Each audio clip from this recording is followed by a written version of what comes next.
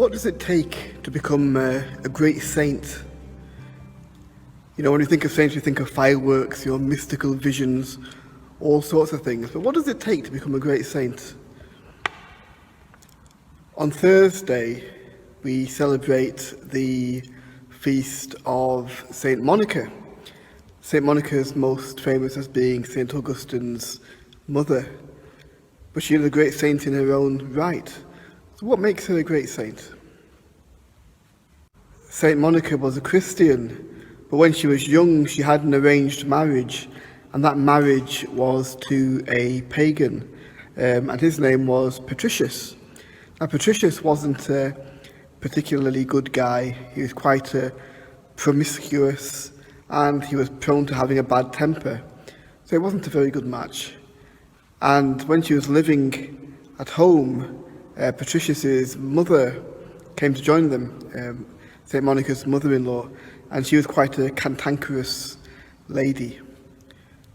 So Monica had her trials, she had her troubles, but she always kept her faith, and it was through her example that later on in her life both her husband and her mother-in-law both became Christians. Of course, Saint Monica is most famous for being Saint Augustine's mother. Saint Augustine was a troubled youth, getting up to all sorts of mischief. But she persevered in her faith, she persevered in praying for her son, Augustine.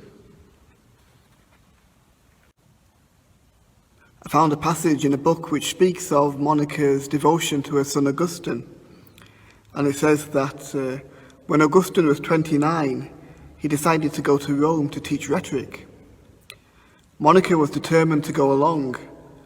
One night, he told his mother that he was going to the dock to say goodbye to a friend. Instead, he set sail for Rome. Monica was heartbroken when she learned of Augustine's trick, but she still followed him. She arrived in Rome only to find that he had left for Milan. Although travel was difficult, Monica pursued him to Milan.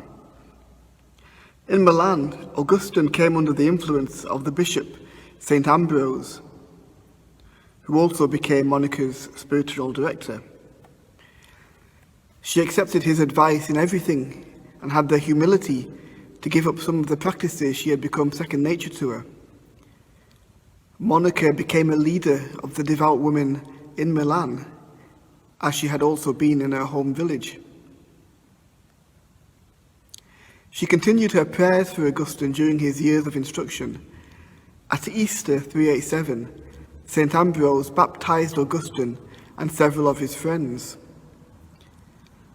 Soon after, his party left for Africa, although no one else was aware of it. Monica knew her life was near the end. She told Augustine, "Son, nothing in this world now affords me delight. I do not know what there is now left for me to do or why I am still here, all my hopes in this world being now fulfilled."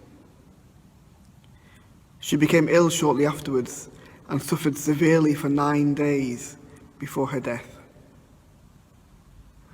Almost all we know about Saint Monica is in the writings of Saint Augustine, especially his confessions.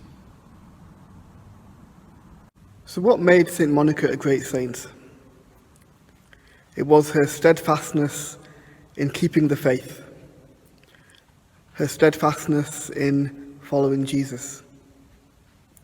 She was a great example to her husband and his mother. She followed her son. She prayed for him. She fasted.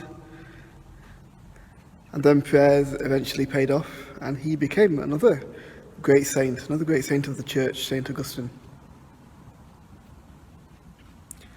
So to become a great saint, all we need to do is keep the faith, follow the Lord, become examples of what he would be on the earth, or what he is on the earth. When we follow him, we become Jesus to our communities, Jesus to the world today. So let's commend ourselves to the intercession of St. Monica, that we may become as steadfast as she in keeping the faith. St. Monica, pray for us.